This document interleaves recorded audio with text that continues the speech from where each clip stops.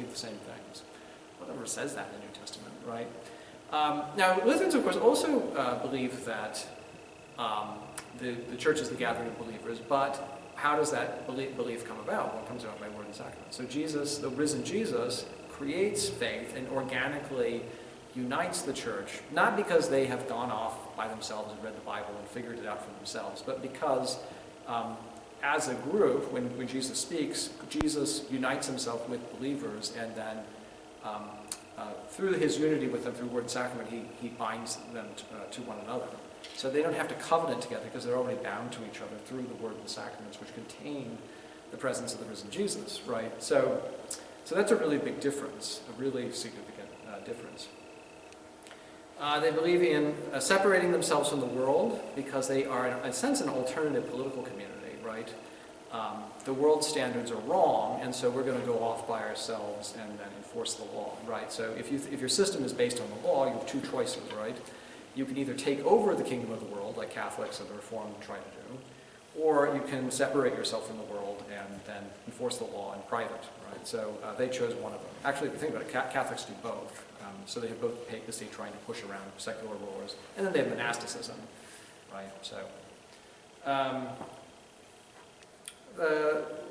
many of them are in favor of communism. They believe in what they call the absolute lordship of Jesus, meaning that they don't really pay much attention to what civil authorities want them to do. They reject, of course, infant baptism, and they believe that if maybe the magistrate is okay to have around, but he shouldn't have anything to do with religion. So absolute separation of church and state, right? Patterns of behavior.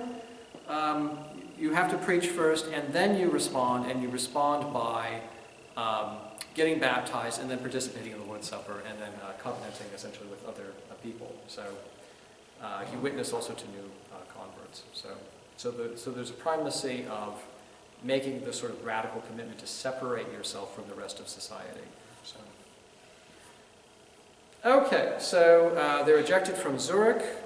These Grable and Blaurock and some other of these people. Zwingli, he accuses them essentially of sedition because to be against, in the 16th century, to be against the church is to be against the state, right? Because way of life and confession of faith are not separable things, right? To be a member of the political community is to be a member of the religious community simultaneously, right? And if you dissent from it, then you're dissenting from the way of life, and you've made yourself a rebel against the state, essentially, right? So all of them are imprisoned several times. They keep on coming back. Grable dies of plague. Mainz, he ends up getting baptized what they call a third time, right? He's drowned. They sew him and other Anabaptists in burlap sacks and throw them in the river, so they drown. He said, hey, you want to get baptized? We'll baptize you again. That's the idea. Zwingli also locks a bunch of them in prison without food, and so they starve to death. So, anyways, but yeah, so a lot of these deaths are really super violent. And then Blaurock, he ends up traveling around. He preaches in the Tyrol, which is sort of a German area of Italy, and then he's burned at the stake, right? So eventually, so basically just so he made it all the way to 1529. So that's actually pretty good for an Anabaptist. Right? So they end up getting sort of dispersed. Their kind of hallmark of the church is Church of the Cross. There, of course, is the edict of,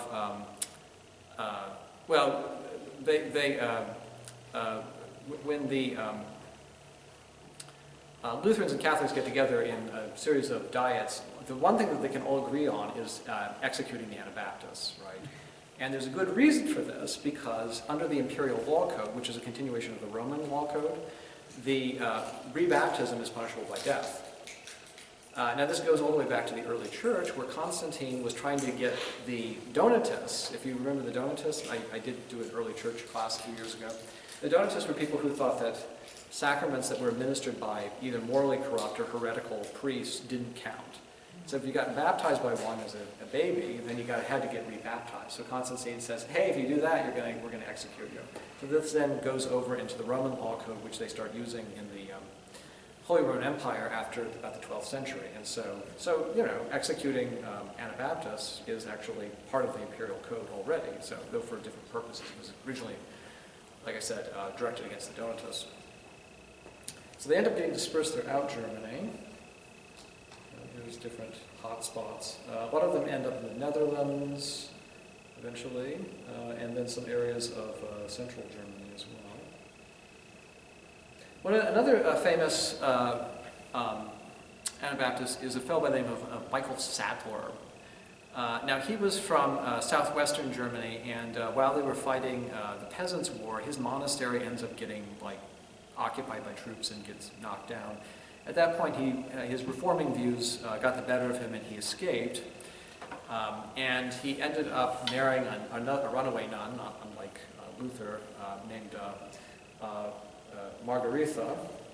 And he then goes to Austria and is part of this council that writes up an Anabaptist confession of faith called the Scheidheim Confession, which the Mennonite Church still uses to this day. I went to school at Marquette with some Mennonites, and they talked about having to subscribe to it as part of their ministry. But again, he follows the same kind of pattern of Anabaptist belief. Sacraments are ways that you show you're a real Christian. You have to get baptized as an adult. You have to have this radical way of following Christ of not fighting in the military or anything of this nature. You shouldn't swear oaths. You shouldn't be a magistrate, meaning because you'd have to wield the sword, and you'd have to swear to execute your office faithfully. And he goes around preaching all this stuff, and he ends up in Rothenburg, and he is arrested and put on trial. And he wants to debate with the prosecutors, but they say, well, we're not here to debate. You can debate with the hangman, you rascally monk, or something like that. I think I've written up there. Your dispute will, yes, okay.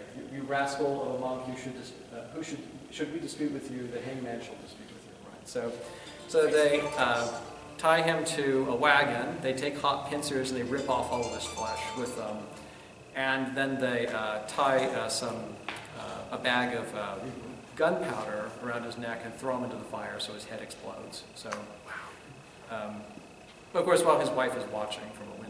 But a few days later, they ended up drowning her. They thought that was most of these Anabaptists, their wives end up getting drowned because they think that's like a much more kind of merciful way of doing this. Oh, they also cut his tongue out. That way that he can't, once they get him to, that way that he can't mouth off to them.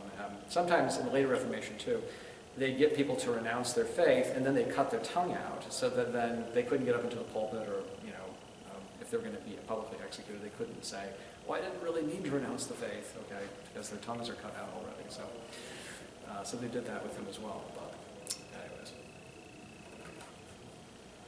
Now here comes I actually gave a paper about this guy, Balthazar Hubmaier. I think he's one of the more interesting figures.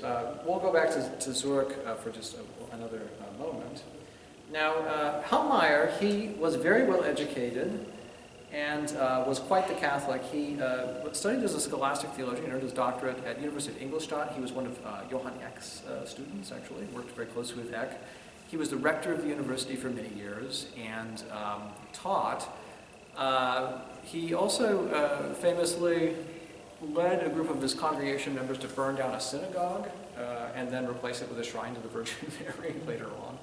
So that was one of the things he was involved with in Regensburg, I believe. Eventually, when he's older, when he's in his 40s or something like that, he goes out to a town near the Swiss-German border called Landshut, where he becomes just a regular parish pastor in a very kind of small area. And he starts engaging in all this sort of humanistic learning and becomes convinced of a lot of the tenets of Zwingli's Reformation, okay? So a number of things. He becomes then a kind of evangelical reformer from 1522 to 1525. He goes into Zurich and actually helps Zwingli out on the second disputation. And he writes 18 articles about how he should reform the church in Waldschut. Okay? Now he's a little bit different from the other Anabaptists. He eventually becomes an Anabaptist, but he's a little bit different. So he thinks that faith is not mere mental assent. He thinks it's a trust as well as a desire for discipleship. As he puts it, it breaks out in thanksgiving because of the work of Christ. So it's good. Like modern general Baptists, by the way, a lot of modern Baptists are very interested in him because his theology ends up being about the closest thing you get to modern Baptist theology in the 16th century. Okay? He buys into the idea that there is some free will in human beings and that they can respond or reject the call of grace. So he doesn't buy into predestination like Luther, Zwingli, or other reformers buy into. So he also, though, with the Anabaptists, he thinks that there should be religious liberty, there should be a separation of church and state. He thinks that the church should constitute itself through signs, which of course are non-sacramental. And you have to go through a series of stages before you actually get baptized. You have to show faith, you have to confess your sins, you have to do other things of this nature as well.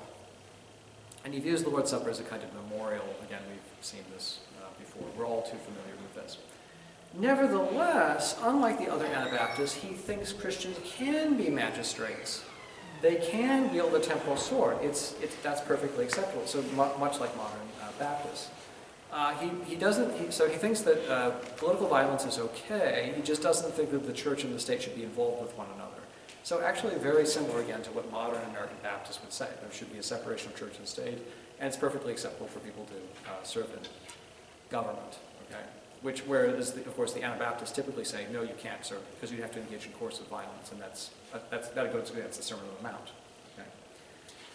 Okay, so he then comes out of the closet, so to speak, and becomes an Anabaptist, full on. Okay, so he baptizes a bunch of people in his congregation, rebaptizes them on Easter Day. He actually goes through this weird foot washing ceremony as well. He ends up washing everybody's feet and has people sit on tables and eat bread and wine like, it's the Last Supper or something like that. He's getting older, so he gets kind of tired after washing like a couple hundred people's feet. So other people have to help him out in doing it. And all along this time, he is now writing back and forth with Zwingli. Now, he's not in Zwingli's jurisdiction, and so he can do this. And he says, Zwingli, you're wrong about infant baptism. After all, if you believe that the sacraments are signs whereby Christians identify themselves, how can infant baptism be even remotely legitimate? Because, of course, how is a baby identifying themselves as a Christian, right? So you have to delay baptism to the point where people can actively and voluntarily identify themselves. Zwingli says, now Zwingli makes a very interesting response, and he says, well, people circumcised their children in the Old Testament, okay, and that was a sign that they were members of the people of Israel, okay, and so we're the new Israel, and so we have covenant signs just like they had covenant signs. That's a very common. That becomes kind of the standard Reformed argument. Okay. It also, by the way, says a lot about how Reformed people deal with sacraments. So they started out with the idea of sacraments as covenant signs, okay, and they're inherently symbolic. So then when you already, when you come to the New Testament sacraments, you then apply this idea, covenant signs. Okay, so they're just signs, a way of identifying Christians, and so that you kind of ignore what the individual Bible passages actually say that the sacraments are doing because you've already decided that they're just mere covenant signs, essentially. So Calvin will take the same approach. He will say, well, if there's one covenant of grace, it then is regulated differently, regulated according to the laws of Leviticus versus, the new signs of the new covenant. What Hubmaier does is he shoots right back and he says, no. The church is a radical break from Israel.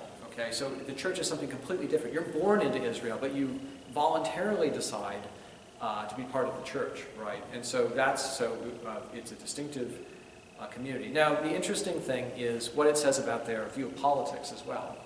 For Hubmaier, the church is a community separate from the political community. Okay, that you walk away from the political community and you start your own new political community, essentially, right? That's how it is for the Anabaptists. This, again, is why they're killed in such a brutal fashion, because they're rebels against the state. As we'll see, many of them actually were really violent, but even the ones that aren't violent they're viewed as being rebels of the state because, again, religion and way of life are not separable. If you believe in infant baptism, though, the implication, at least for people in the 16th century, is that everyone who's born should be baptized because everyone who's part of the political community, by being born you're part of the political community, should also then be part of the religious community, right? So that's why, though we don't have an official ecclesiology in this country, the First Amendment de facto makes it Baptist. Because if the church is a voluntary society, that's why Baptist theology makes so much sense to people. I was even talking to a Lutheran woman up in Ludington, where my wife's parents live, and she was saying to me, shouldn't we just delay this? Why should we shouldn't we wait till they're old enough to make their own decision about this? Oh boy. Well, but again, it infects, how. Look at a religious map of the United States. The only two religions in the United States, if you look county by county, to the majority, are Baptist and Catholic. Those are the only two. So in the South, it's all Baptist, and then everybody else is Catholic. So maybe some Lutherans and Mormons in different regions, but so it all infects kind of American culture with their concept of the church as a voluntary society. Okay, so in the middle of all this too, Hubmaier has got a letter from Charles V. Now, in this really tiny town, he's got a letter from Charles V. And they're putting down, notice this is like around in the 1520s, they're fighting, they're fighting the French, but they're also putting down the last fires of the peasant revolts. And he says, I understand that you're doing all these radical reforms in this tiny town, and if you don't stop it, we're going to invade and put an end to this. And so Hubmaier just sort of puts the letter on the shelf and just kind of ignores it and keeps on arguing with Zwingli, okay? Sort of like, you get a letter from the IRS maybe, and I'll deal with this later, and you set it to the side. And then all of a sudden, FBI agents are showing up at your house. Well, that's exactly what happens here. So one day, he's just sort of minding his business, and all of a sudden, troops from the Holy Roman Empire come invading his town, which he didn't really expect at all. So they start burning down buildings and going nuts. And so he and his wife hightail it out of there, and the nearest city where they can get protection is Zurich. And of course, Zwingli has just expelled all these guys and in some cases executed them. So he goes right into the lion's mouth. Okay, so Zwingli immediately has him arrested. And he says, okay, now that you're in prison, let's have a public debate. And I'm going to bring the town council down here and see whose side they're going to take. So they sit there in their chairs and they have a debate. Hubmaier argues against infant baptism. Zwingli argues in favor of it. And the town council says, oh yes, Zwingli, you had the most brilliant arguments. You win the debate. And he says to Hubmaier, okay, now you give up. You said that infant baptism is good. And he says, I won't do it. So Zwingli has him tortured until he says he thinks infant baptism is a good thing. And he says, okay, on Sunday then, I'm going to bring you to the pulpit. And then you're going to tell everybody, I used to think that infant baptism was bad, but now I think it's good. And so Hubmaier goes up into the pulpit and says, okay, well, I'm brought here to tell you that I have renounced my views of condemning infant baptism. But I was lying, and I was lying specifically so I could tell every one of you that infant baptism is terrible. And then proceeds to give a sermon against Zwingli. So Zwingli has him taken down, he has him tortured again until he says that infant baptism is bad. And then he expels him and his wife from Zurich. So they go wandering around, they start some Anabaptist churches in what's modern day the Czech Republic and then in Austria. He makes his way to Vienna eventually, and they capture him. They rub his beard with gunpowder, so again his head explodes when they throw him into the fire. And then they drown his wife. So there you go. I just settled that. So, anyways. Meanwhile, also, the Anabaptists take over the city of Munster, which is, interestingly enough, a fairly Catholic city to this day. This is led by a guy named John Leyden and John Matthias. Okay, they expel the Catholic bishops and start their own sort of private military force. They engage in massive iconoclasm. They make everybody pool their resources so that they implement communism. And then they implement polygamy all over again as well. So, what you're going to... Why polygamy? It's sexual communism. Oh. It's like the Old Testament. That's, if you look at early Mormonism, that's kind of the point of polygamy in early Mormonism too. Right, because their symbol is the beehive. Right, so people were really one woman with lots of husbands. Right. No, but early Mormons were all about pooling resources, right? Because you had all these, Mormonism arises when there's all these economic problems in the eastern United States. There's like 80% unemployment in some of the eastern cities. And so they're disappointed with the capitalist system. So a lot of like the Shakers and other people like that, they pool resources. So again, you're now pooling wives eventually. And that's why they call it the principle, they don't call it polygamy, they call it the principle of plural marriage. It's like you're all in one big communistic marriage, essentially, together is the idea. So anyways, these guys make themselves into the kings of Munster, and they try to like live like David and Solomon with huge harems. And anyways, eventually both the Catholics and the Lutherans close in on them, and they publicly execute both of them and torture them. They actually put John Leyden, they put his mutilated body in a cage outside the city gates so that people can see it and then maybe take a lesson from this in the future, not to revolt against the established order at all. So, anyways. So after Munster, you get the Mennonite movement. Now, there's a priest in the Netherlands named Menno Simons who sees this and says, okay, well, we've had violent Anabaptists and we've had pacifist ones. I guess we're going to go with the pacifists because the whole violence thing isn't working out very well. So